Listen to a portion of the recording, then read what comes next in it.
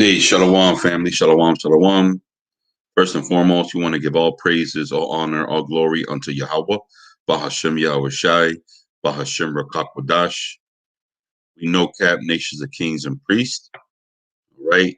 We want to give double honors to the elders of Masharah Yasharallah, who rule well, for pushing this truth for over 30 years. So double honors to those elders. Want to give peace and salutations to the hopeful elect who are trying to wake up the 12 tribes of Israel so we can get the hell out of this captivity and return back to where we belong.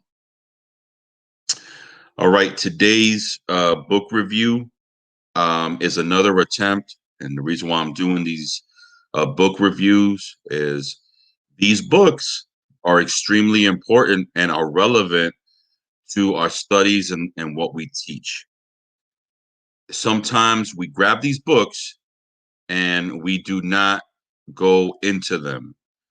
We maybe grab two or three scriptures, like a two or three, uh, um, pages, and do not go into the book. So it is extremely important and extremely valuable to go into these books so that we're able to not only defend what we teach, but discover new things that the Most High God has placed around the world and in front of our faces that we sometimes neglect. So with that being said, today's book review, Salakia, is called A Star in the West, a humble attempt to discover the long lost 10 tribes of Israel. All right. And their return back to Jerusalem. A Star in the West is an investigation by Elais Boudinots into the widely held belief that Native Americans were descended from the lost tribes of Israel. This book appeared first in 1816. Was an important historical study of the beliefs and times as a record of how Native Americans were perceived and inclined white settlers of the United States.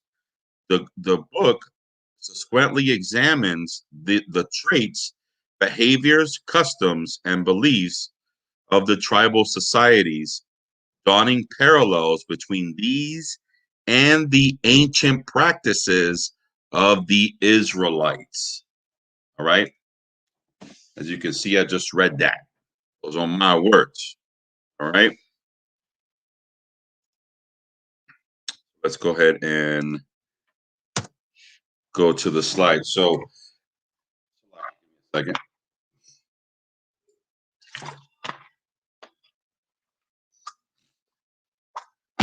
So now, what you see in front of you is what if you haven't been to one of these book reviews, what I tend to do is I create a presentation so that you can see directly from the pages of the book.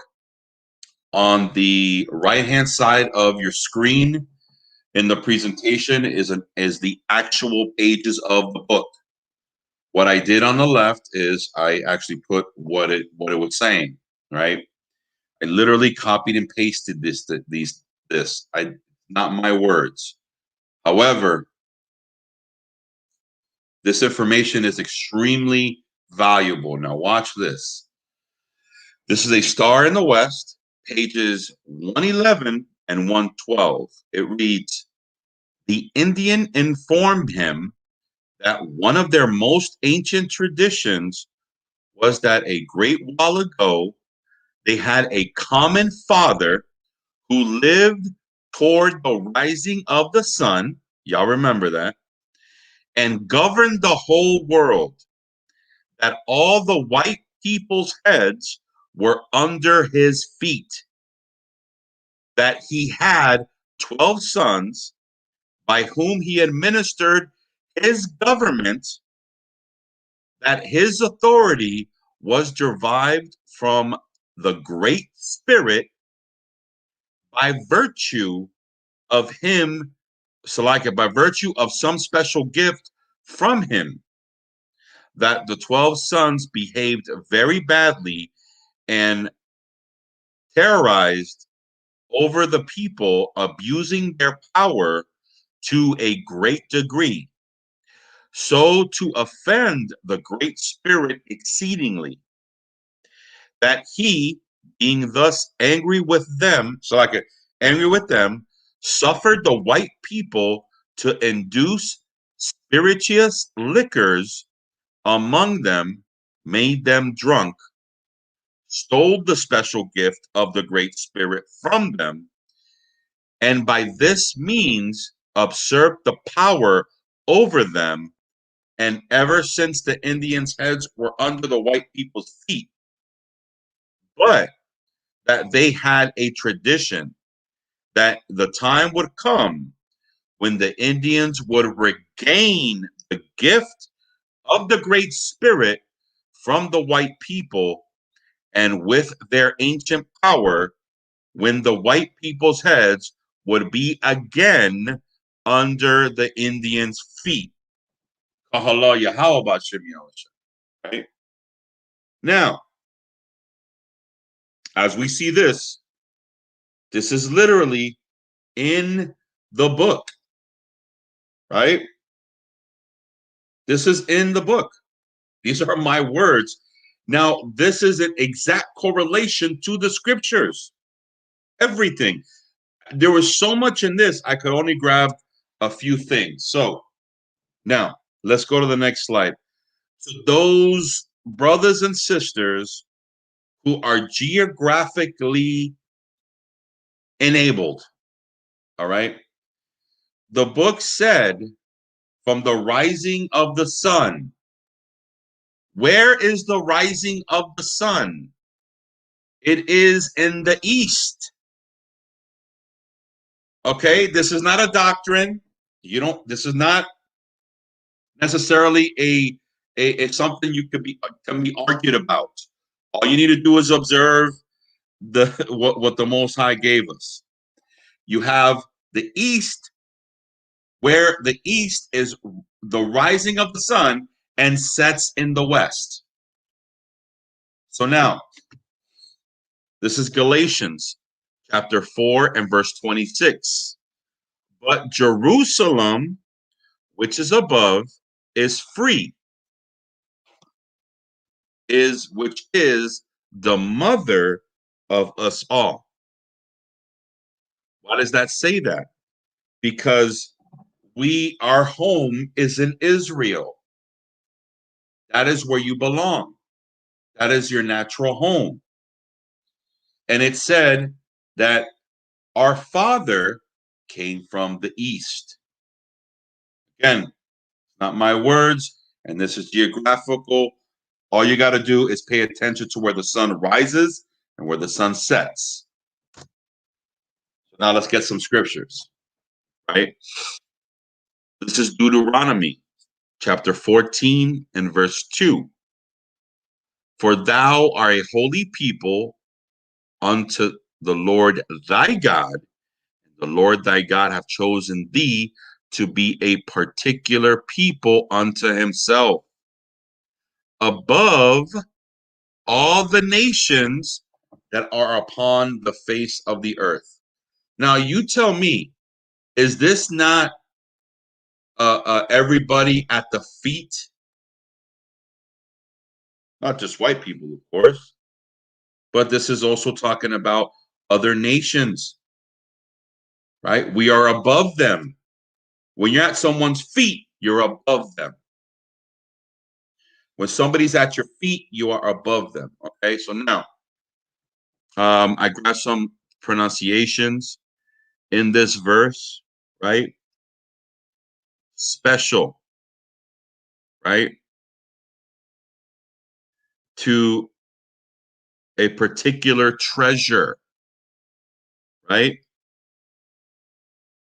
Now, peculiar, what does it mean? Peculiar, special. Any attempt to escalate the theme is bound to run into particular difficulty, something that is particular and special, right? Continue. So I know that when you hear bowing at the feet, it may seem foreign to some people, but this is what the scriptures say. Okay? This is Isaiah chapter 60 and verse 14. The sons also of them that afflicted thee. Who is it talking about? It's talking about those nations who afflicted the children of Israel. Who afflicted thee shall come bending unto thee. What is bending? Bending in fear, because we are the chosen seed of Israel, the one true God, right? And all they that despise thee shall bow themselves down at the soles of thy feet, and they shall call thee the city of Yahweh, the Zion of the Holy One of Israel. Again, us future condemnation, future prophecy of other nations bowing to our feet, just like this brother proclaimed in this book. Isaiah 49 and verse 7, thus saith the Lord, the Redeemer of Israel, which is Yahweh Shai Mashiach, and his Holy One, to him whom man despiseth, to him who the nations abhor, to a servant of rulers. Kings shall see and arise. Princes also shall worship, because of the Lord that is faithful and Holy One of Israel, and he shall choose thee. Right? Again, worshiping at the Israelites' feet. Isaiah chapter 49 and verse 23. We did one this weekend, as a matter of fact. And the kings shall be thy nursing fathers, and their queens thy nursing mothers. This is talking about the other nations. What are they going to do? They shall bow down to thee with their face toward the earth, and lick up the dust of thy feet. And thou shalt know that I am the Lord, or they shall not be ashamed that wait for me. Okay? Again, the bowing, the serving Yasharallah, and bowing at their feet, right? Can't get around that, man. Right?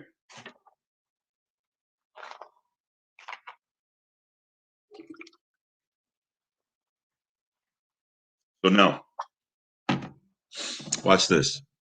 Now this is page 111 from the book. By the way, there were so many things that I could have got from this book, but I want you guys to, definitely investigate this book. It's nothing but $20 that you could spend for, a lifetime of wisdom, knowledge, and understanding, man. So definitely worth it. So now,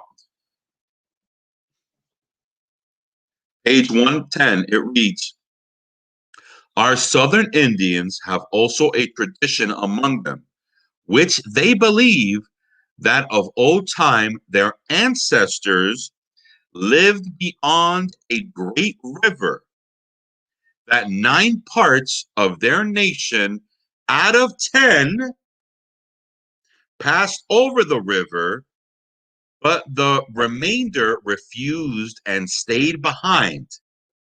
And they had a king when they lived far into the west, who left 2 sons. Come on, man. This is not a something made up here, man. All right. So now, as you can see in your screen, you have a map from 1492, and then you have a global map. Where did we come from? What was our where? How do we navigate it? Right. So now, America was not inhabited. However, where where was the knowledge of a future landmass? When Columbus discovered America, where he was, there were already people dwelling there, which he labeled Indians or indigenous. America and Ozareth were both known as the land where no man dwelt. This is why the term New World was placed on America.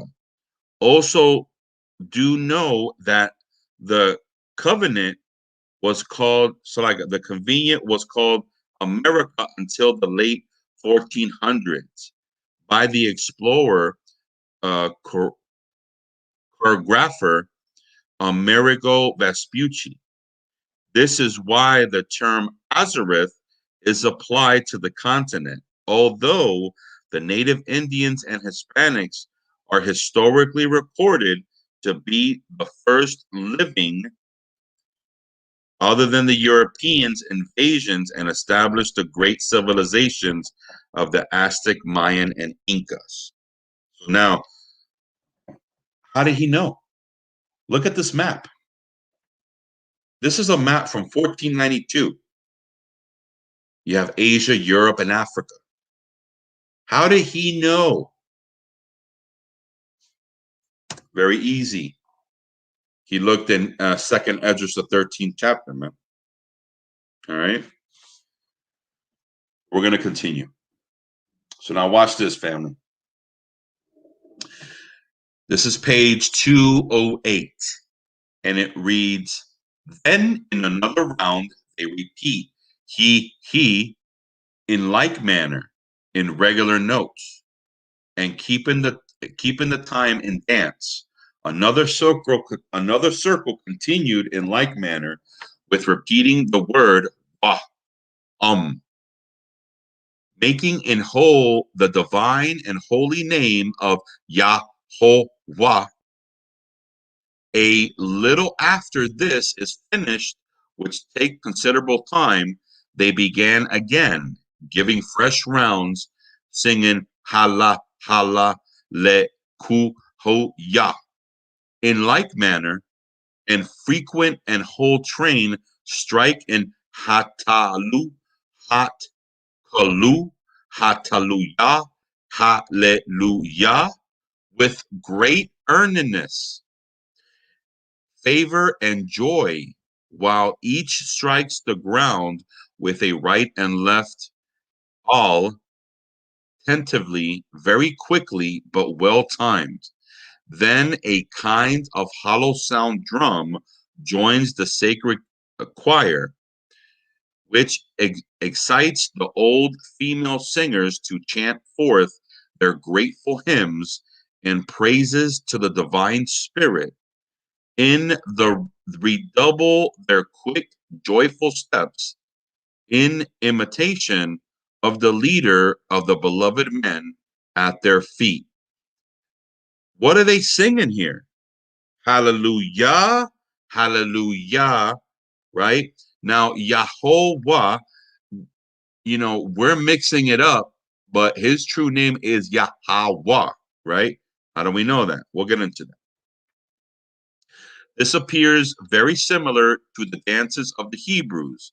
In many, we not Shalakia, and may we not reasonably suppose that they formerly understood the psalms and divine hymns, at least those which began and ended with Hallelujah.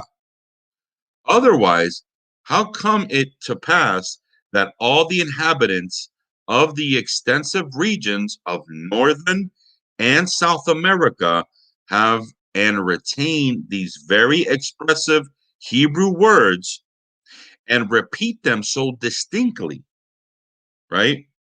Applying them after the manner of the Hebrews in their religious acclamations, on other religious occasions, and at their feast of love. They sang Alleluia, Allelio, which is a divine name of attribute omnipotence, right? They likewise sing Heiwa, Heiwa, which is the immortal soul drawn to divine and facultates Yahovah, these words in their religious dances. Look at that, man. Even the language itself gave us indication, right? Indication of the language. They even calling upon the name Yahweh, right? So now, how do we know the name is Yahweh? Check this out. What you see on your right side, this stone, right? Now I copied and pasted this, but obviously we know that the name is Yahweh, right? Yahweh Sibat inscription at the Bible Lands Museum in Jerusalem. This limestone inscription from a burial cave in Judah. Look at this. Look at this. 800 between 800 and 750 BCE. It is written in Paleo Hebrew and reads, "Cursed be Hagaph, son of Habab, by Yahweh Shabboth," which is Yahweh, of course. Praise Yahweh Shabboth, often translated as Lord of Hosts, appears over 200 times in the Hebrew Bible, especially in prophetic books such as Isaiah, Jeremiah. The museum's inscription is perhaps the earliest non-biblical evidence for this name. You see that? Could be the earliest, but watch this. Psalms 95, verse 1, 2, and 3, right? Oh, come, let us sing unto the Lord. Let us make a joyful noise to the rock of our salvation. So now we see that the natives were doing that. Huh? And when they were doing that, they were singing in his name. Now, I highlighted there, Lord, because Lord there is actually saying Yahweh. How do we know that? Look at the translation at the bottom, right? Lord Yahweh. That's what it says there. So it would, oh, come, let us sing unto Yahweh. Let us make joyful noise unto the rock of our salvation. Let us come before his presence with thanksgiving and make joyful noise unto him with psalms, with songs, right? That's what we did. Verse 3, for Yahweh is great power and a great king over all gods, right? That's what we're doing. Okay. So now, watch this. This says, before the Indian Archomagius or high priest officiates in making the proposed holy fire for the yearly atonement for sin, as will soon be shown, he clothes himself with a white garment, assembling the ephod of the Jews, being made of finely dressed deer and doe skin, and a waistcoat without sleeves. When he enters into the solemn duty, a beloved tenant spreads white dress, buckskin, in the white seat, which stands close to the supposed holiest division of their place of worship. And when he puts on the white bands on it that are offered by the people, when the Archimachus wraps around his shoulders a concentrated skin of the same sort, which reaching across his arms, he ties behind his back with two knots on his legs in this form of a figure eight. Instead of going barefoot, he wears a new pair of white buckskin moccasins made by himself and stitched with the insu of an animal. Now, why do I bring that up? Now look at this brother right next to here on your right hand side. Look at that. Look at that chest plate. Look at the immaculate, beautiful headdress, man. I mean, that's just Hebrew drip all day, right? All day. And that's what we gotta think about when we see, I mean, these customs, right? These customs that they brought on. I mean, literally, this is telling you here that where they took those customs from. Now, watch this. This is Leviticus 23 and 27, right? Also, on the 10th day of this 7th month, there shall be a day of atonement. This is in the book of Leviticus. What did it say? It said, so like it officiates in making the supposed holy fire for the yearly atonement for sin. Come on, man. You can't get around this. What other civilization had an atonement for sin once a year? How do they know that? Because they're the children of Israel, man. That's who they are. They're God's chosen people, right? So now Leviticus 23 and 27, also on the 10th day of this 7th month, there shall be a day of atonement. It shall be a holy convocation unto you. You shall afflict your souls and offer for an offering made by fire unto Yahweh. Right? Leviticus 17 and 11. For the life of the flesh is in the blood, and I have given unto you upon the altar to make an atonement for your souls, for it is the blood that make the atonement for your souls. Right? I mean, it's just a beautiful thing, man, that we coming into this knowledge, waking up to who we are, right? Here's some more examples, right? Look at these brothers, man. I would dress like this all day, man. I mean, look at these brothers, man. Look at that drip. That's beautiful, man. Just how our people, uh, um, just the beauty of our people, man. You know, and all of our people, man.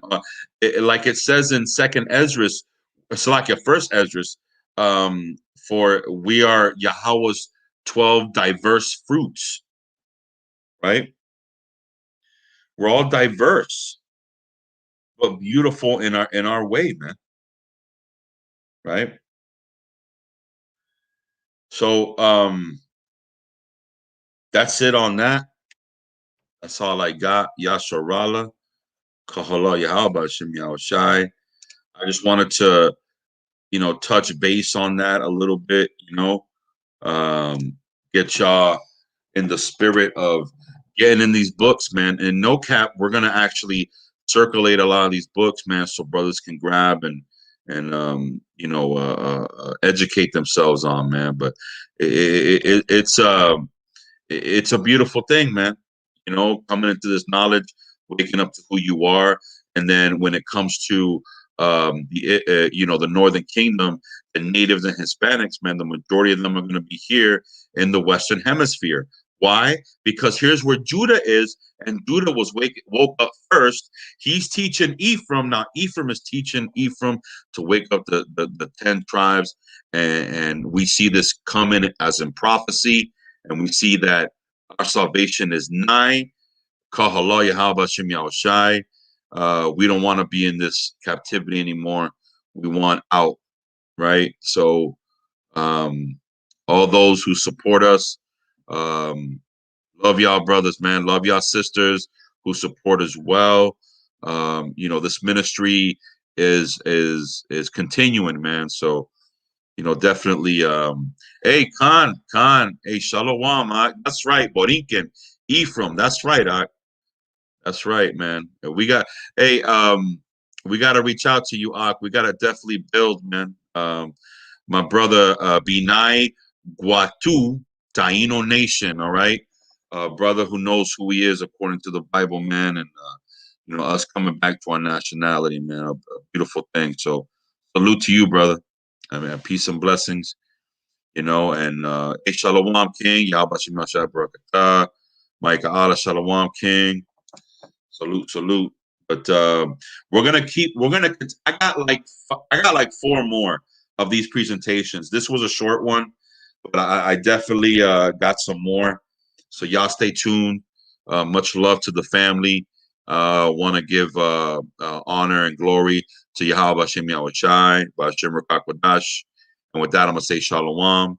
Peace, family. Shalom.